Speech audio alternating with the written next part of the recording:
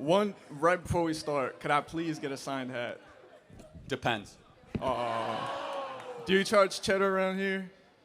You charge? No, I've been throwing out hats for free. Damn, I just got to jump next time, I guess. All right, well, I feel pretty American today. We're down to our roots, standing up for what we believe in. I think that's powerful. I'm pretty sure a branch of that is why you're here.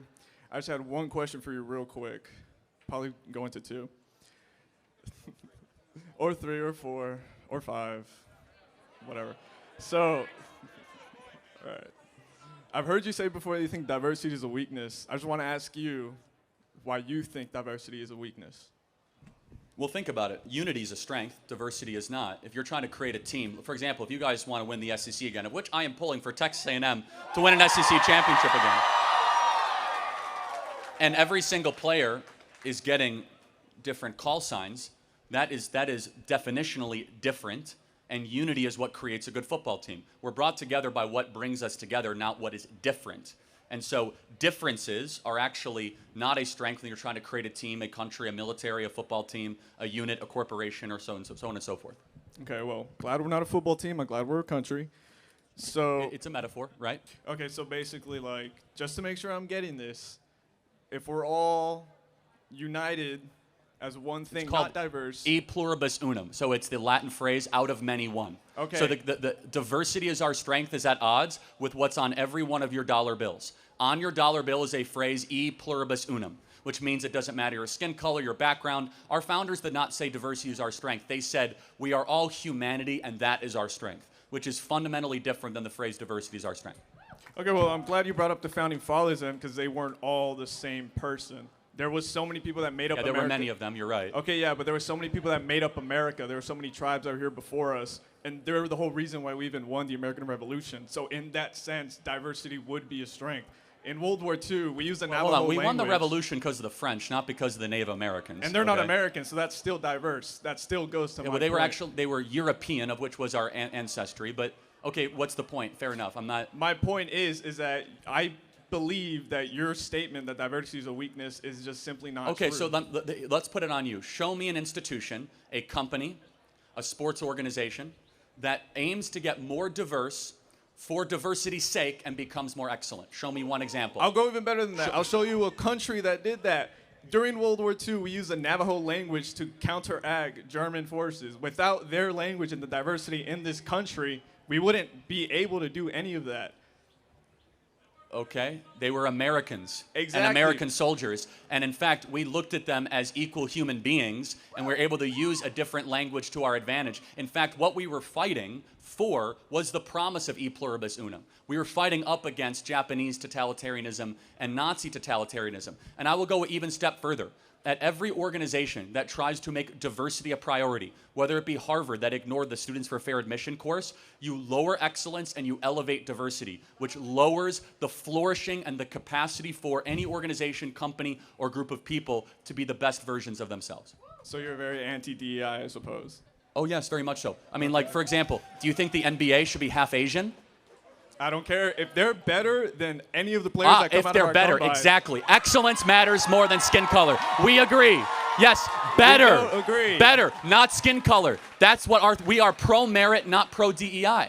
That's the point. If you believe that is true, then you would support DEI, because DEI is what defends other people that are foreign. What are you talking about? No. DEI is literally So- pro-diversity. We need these protections to be able to protect Oh, really? people that are different So from how us. is it that the NBA is 75% black? It's because they're better at basketball than white people generally are. It's not because That's because of DEI. No, oh really? What DEI? No, seriously. What DEI program or policy does the NBA have? Do they have a stated goal saying we're only going to hire black people? No, the NBA owners say we want the best basketball players, and they end up with a 75% black league. The NFL, it's a cutthroat business. They want the best possible football players. They end up with 50% of the NFL being a black league. We want the best. We want better. We don't care about the color of your skin. We want merit and we want excellence in this country. If it wasn't for DEI, we wouldn't be giving other people a chance that aren't American or white. That's the whole point of DEI. No, it's is not. To give In fact, other people a DEI chance. is at odds with the 14th Amendment. Explain to me. The 14th Amendment says You cannot discriminate based on color, based on race. Actually, it's even more. That's the Civil Rights Act. Going back to the 14th Amendment says, literally at its core, that we have a human equality because we're all human beings. That DEI says, actually, we understand that, but we're going to give more preferences to this skin color over that skin color because diversity is our strength. Explain to me how that works. It works because there was so many years of just constant turmoil between people that weren't our skin color. So you need to instill extra protections. Oh, so you need to discriminate against white people now? That's what it is. How am I discriminating against white people? Let me give you an example. At the Harvard admission, so the Students for Fair Admissions, you're familiar with that Supreme Court case? It's the highest profile Supreme Court case that comes around DEI and college admissions. Are you aware of that? Go ahead. You should educate yourself on it. We didn't found say out that Asians they got a 300-point deduction on standardized tests versus black students. White people got a 100-point deduction on entrance tests in Harvard University versus black students. This is the Students for Fair Admission Supreme Court case that all of you guys should look up. In fact, in practice, we saw it was much easier to get into Harvard as a black student, regardless if your test scores were lower than a white student, even if your test scores were higher. That is active discrimination against Asian and white people and against everything that we as Americans stand for and that we believe in. That is racism at its core. I agree that it is racism. Oh, DEI is racism. Can we agree? I didn't say DEI was racism. No, I just said that's racism. You described something that happened with Harvard admissions. No, in hundreds of schools. Okay, but you brought up Harvard. Because that is the test case. But we saw the documents from hundreds of schools. I'm just going to go off of what you said. You said Harvard. You said it was racism. I said I agreed.